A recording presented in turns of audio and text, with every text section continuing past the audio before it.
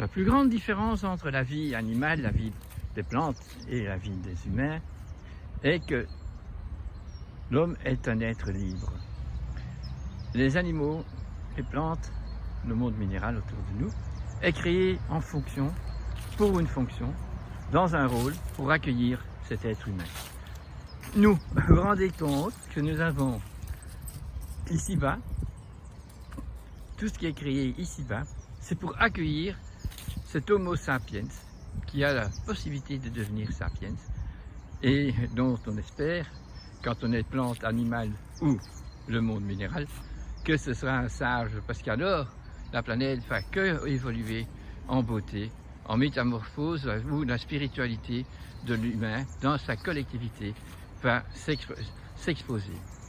Voilà la chose qui aurait dû se passer et qui a certainement été le cas quand l'humain, encore très animal, animé donc par des forces plutôt instinctives, quittait la jungle pour aller vers un ciel ouvert et donc se redresser avec à chaque reconnaissance de quelque chose qu'il a découvert et qu'il a assimilé, il a partagé ça et il a dû donc, justement pour pouvoir sédentariser le spirituel, la découverte du spirituel de toutes les créatures, il a dû se sédentariser lui et donc apprivoiser un territoire sur la Terre.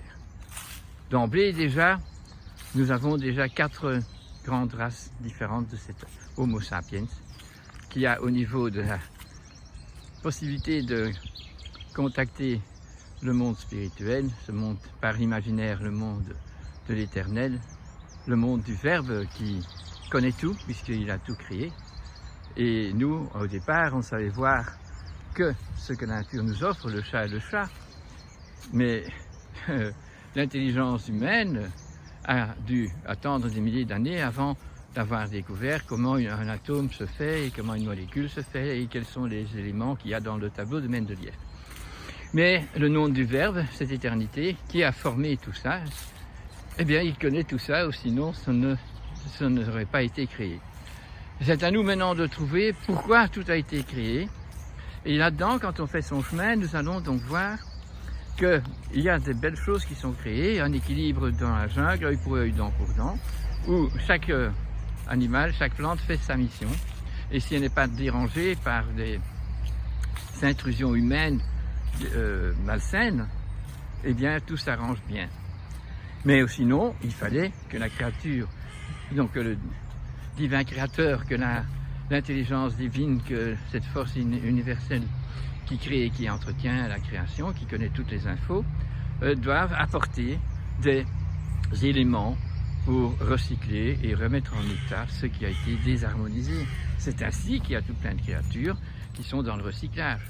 Bon, quand on voit la terre que nous avons ici, si un excrément de chien il tombe dessus, eh bien, et si ce terrain n'a pas été dénaturé, nous allons avoir des coléoptères, des oiseaux, des microbes, enfin tout plein de créatures qui vont faire que ce excrément puisse être retourné à la terre et se recycler pour reformer une nouvelle vie et une nouvelle harmonie.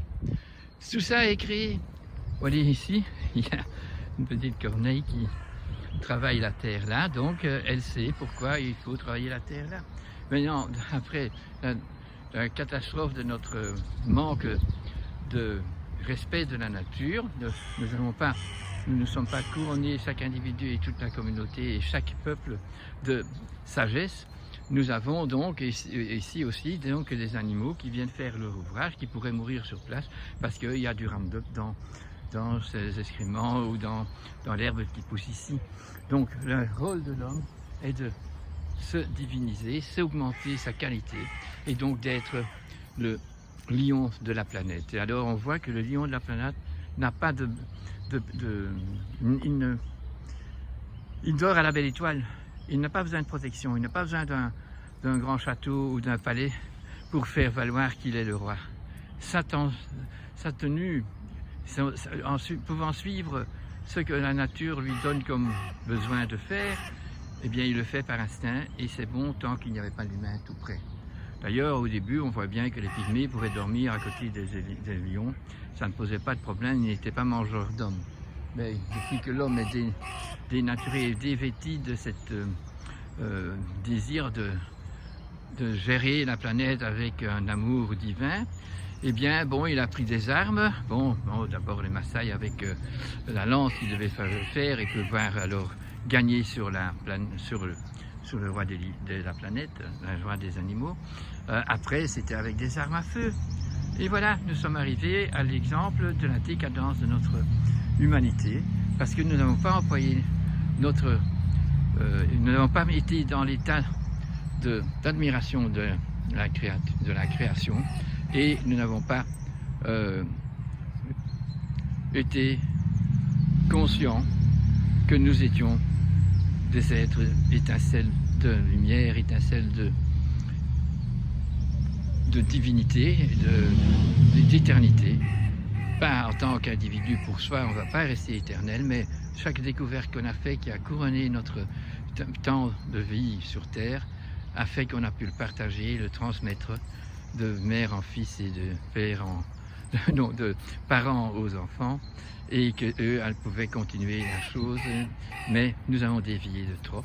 Et nous nous trouvons maintenant à faire le couronnement de la bêtise humaine, de la décadence humaine, du manque de respect et d'emploi de leur connaissance pour un but lucratif, pour un but égoïste et pas pour un but de partage, de connaissances, de discernement.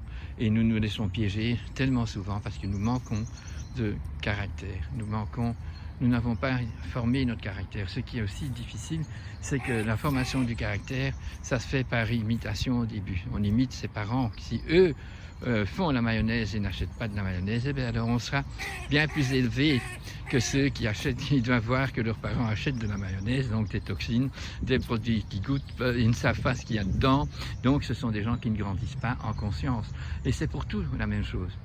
On ne peut pas faire copier-coller, on doit faire augmenter notre capacité de discernement, et on doit vouloir savoir ce qu'il y a dans ce que je mange aussi, et ce qu'il y a quand on emploie l'énergie atomique ou l'énergie d'une batterie dans ma voiture.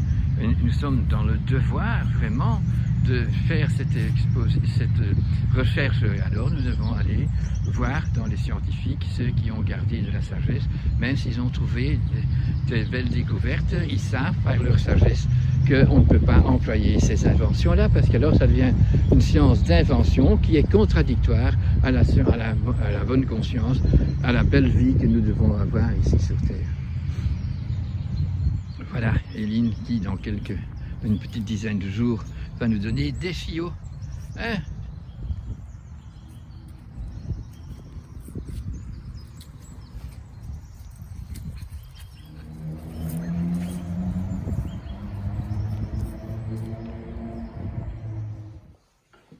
Voilà un animal sauvage qui vit dans la jungle et que maintenant nous pouvons aller voir quand on fait un safari.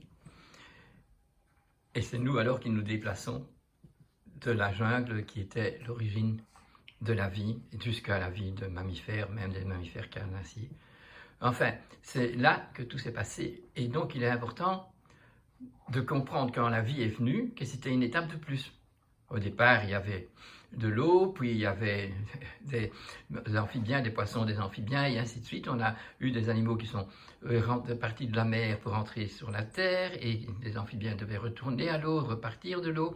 Et puis, il y a eu toute une évolution qui a pris des millions d'années.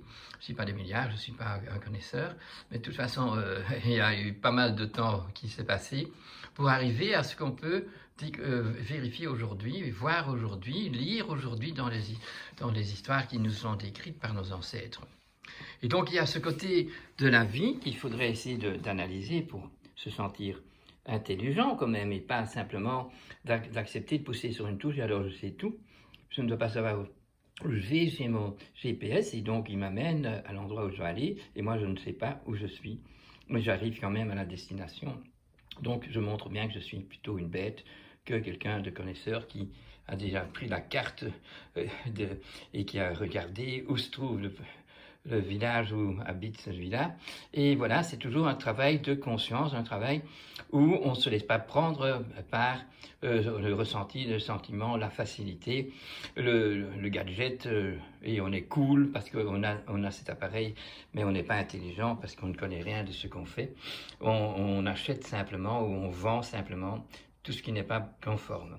Donc, au début, on a le règne animal, le règne végétal, qu'on appelle le monde sauvage, mais sauvage ne veut pas dire méchant, dangereux. Simplement, il s'entretient par lui-même parce qu'il n'y a pas encore d'humain qui a pu faire des transformations, des métamorphoses, des dégâts tout autant que des actes d'amour avec cette nature créée. Et donc, nous avons alors là le roi des animaux qu'on a appelé le lion. Et puis, on a son juge, le tigre. Alors, bien sûr, quand le monde continue à évoluer, qu'est-ce qui s'est passé? Eh bien, le lion, le grand lion est resté en Afrique, tandis que le tigre est parti en Asie. Le tigre de Sibérie qui dort sur la glace et qui se baigne avec plaisir dans l'eau glacée, est donc le félin domestiqué, et le papa, le patriarche des félins domestiqués de mon chat, de votre chat. Et alors il reste entre ces deux grandes parties, donc le félin qui a un domaine, qui a un territoire, il y a le lion qui lui doit gérer les animaux tous, donc aussi les canidés, et les canidés nomades, et tous les nomades n'ont pas de territoire, ils découvrent des territoires parce qu'ils bougent. Et donc le lion doit être un félin bizarre, spécial, qui n'est pas comme tous les félins, de beauté, que ce soit des mâles ou que ce soit des femelles, mais ils vivent séparés, tandis que le lion, il doit être un chef de gang, puisqu'il doit autant régner sur les canidés qui voyagent que sur les félins qui ont des territoires. Donc lui, il est le seul félin qui a une tête très masculine canidée,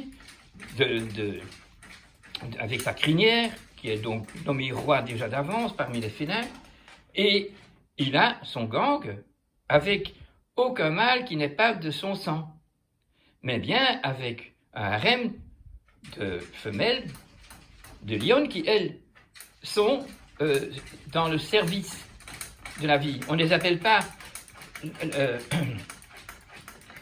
pas la lionne, mais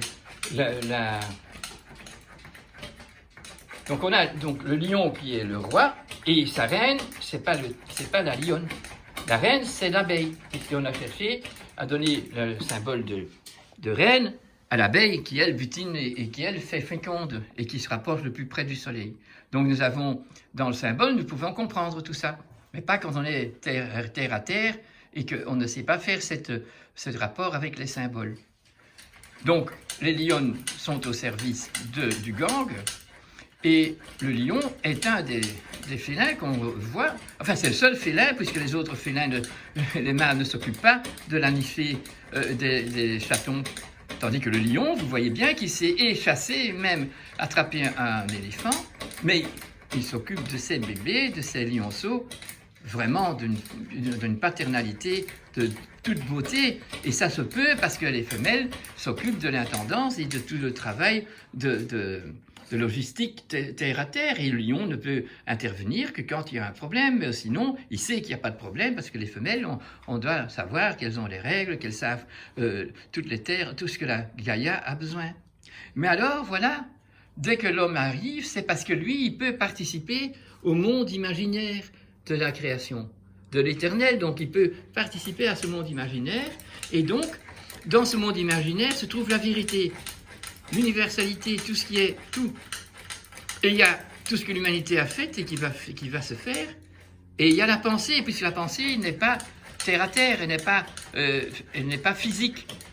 Le moyen de pouvoir parler à la pensée et rentrer dans ce monde de vérité, eh bien, c'est le néocortex. C'est sûr que nous avons le plus grand néocortex de tous les animaux présents, et que nous sommes, et loups, et chiens, et chats, et tigres, parce que nous devons prendre tous ces jugements et toute cette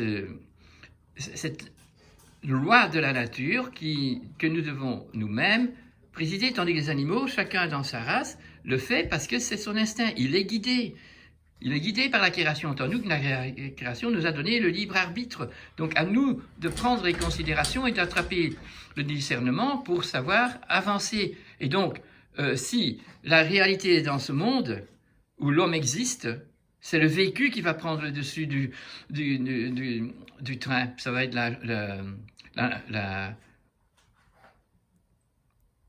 la commande du vécu. Parce qu'alors, on voit que la nature, elle est manipulée par le citoyen planétaire et par la perception qu'il a. S'il trouve génial d'avoir de la mayonnaise sans avoir dû la préparer, ben, c'est un imbécile au niveau de la loi de l'imaginaire qui nous dit ce qu'est la vérité, ce qu'est le beau côté de la connaissance de l'humain. Alors, on va voir qu'on a, par notre intervention, on a de la domestication, on a apprivoisé la nature, bien ou mal, on verra bien, et donc on fait une culture, l'agriculture, l'élevage des animaux. Donc l'homme, quand il n'a pas accepté son humilité, qu'il est une créature qui a le droit de découvrir la création, et pas de la démolir, mais bien par les découvertes de ses expériences, la comprendre, et pouvoir donc s'associer à cette découverte, à cette science de découverte qui est nulle part une science d'invention, parce que le but de l'invention, c'est pas le but de la découverte. Si j'ai découvert que le café dans le sauvage a tout plein de particularités, et que si je vais le cueillir quand il est tout plein de la force que la nature sauvage a donnée, sans pesticides et sans exploitation, où on met que des arbrisseaux qui donnent du café, ou bien des vignes qui sont alors mises pas en culture, mais bien en exploitation, ben nous faisons une faute et nous prouvons que nous ne sommes pas les sages de la planète, où tous les animaux et les plantes pourraient dire « Waouh, qu'on est content qu'il y a l'humain sur la Terre, parce que c'est partout la paix, tout est bien », mais non, partout c'est le béton, partout c'est la pollution, partout c'est ce qui se passe aujourd'hui, les mensonges, la criminalité. Et voilà, c'est quand même trop dramatique que nous ne nous mettons pas à inspirer très fort pour aller chercher pourquoi. Donc, qu'est-ce qu'on voit maintenant? On a beaucoup d'extinction des animaux sauvages parce que nos exploitations dans tous les pays, sur toute la planète, amènent des intoxications partout. Et nous avons alors une réaction de la faune et de la flore qui est tout près des domestiques. Et ça va être donc les rats qui vont se multiplier parce qu'il y a tellement de saloperies à recycler, des insectes spéciaux qui vont être vecteurs de la maladie de Lyme et de bien d'autres maladies que nous avons méritées, puisque nous n'avons pas fait hors de la jungle un endroit où il ne faut pas des mouches tsetse, et il ne faut pas de ces moustiques qui apportent la malaria. Maintenant, ces moustiques apportent des maladies du système nerveux central. C'est incroyable qu'on ne veut pas le remarquer. Donc, en dessous de nous, où on est, tout est monde matériel, c'est un décor vital qui n'est pas vivant, qui va être, grâce à la plante, intégré dans le monde des vivants, et depuis la plante, intégré dans le monde des animaux, et puis intégré chez les humains. Mais à un moment donné, c'est l'humain qui a guidé la non-culture. De la culture, il est arrivé à la non-culture, à faire donc des exploitations, et nous avons quitté la loi de l'association avec la création. Et c'est ça qui nous fait vraiment bloquer. On ne sait plus aller plus loin, où c'est l'extermination de tout ce qui est beau dans la planète, et sûrement de celui qui en est coupable, qui est le responsable, qui n'a pas pris sa responsabilité. Merci, ces braves animaux qui sont là pour nous et qui nous montrent la sagesse, que déjà là, c'est pas possible qu'on va violer un enfant, c'est pas possible. Et les animaux sauvages qu'on dit, eh bien, ils ne sont pas méchants, ils ne sont pas contraires, ils montrent ce qu'un mammifère fait avec ses bébés. Tandis que l'humain, quel désastre, quelle criminalité. Qu'est-ce que nous n'avons pas sur Terre, parmi nous, comme humains, qui dans chaque réintégration de leur état spirituel reviennent sur Terre pour faire des tâches de guérison, ce serait le bien, mais souvent c'est pour encore faire plus grave qu'ils ont fait dans les vies précédentes. À nous tous ensemble de se solidariser avec la nature, pour se solidariser avec le monde imaginaire de la vérité. Et alors nous avons beaucoup de chance d'avoir un discernement chouette et de pouvoir partager, parce qu'on ne va pas condamner tous ceux qui ne sont pas dans cet accord que nous on a peut-être découvert, mais on met les points sur le i sur ce qui n'est pas bon, et on espère que tous ceux qui peuvent être contaminés de cette vérité, de cette idée donc de ce qui est absolu dans l'univers pour recréer ici, refaire naître ce qu'on aurait déjà eu si on n'avait pas dévié par le lucratif et par toutes les inventions d'emploi de dons de la nature à but opposé.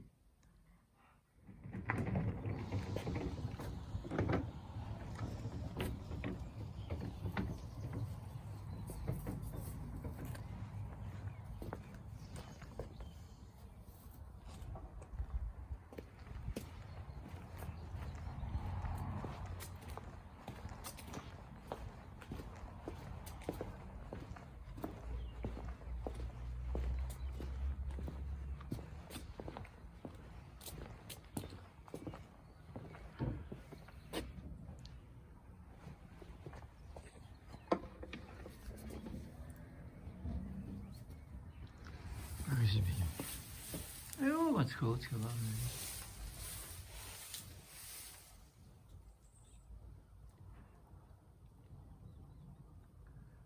Méditation avec les ruminants, avec ces bovins qui remarchent et remarchent pour bien comprendre ce qui est vrai. Ça, c'est enfin l'homme qui devrait faire. Par la pensée, avec un E et eux, par la pense, ils remettent à la terre la nourriture qu'elle a besoin. Maintenant, méditation avec les ovins, les moutons, nomades, dans la soirée.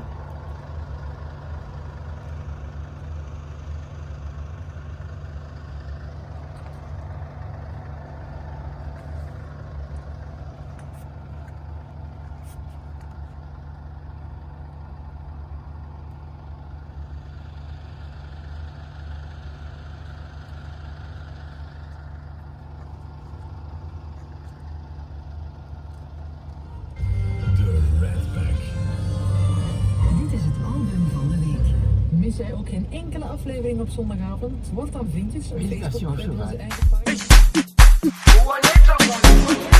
Jerusalema, ikhaya lami, ilondoloze, uhambe nami, zungangishilana. Jerusalema, ikhaya lami, ilondoloze, uhambe nami, zungangishilana. Dawo yami ayikholana, buso wami awukholana. Ilondoloze, zuhambe nami. Dawo yami ayikholana, buso wami awukholana.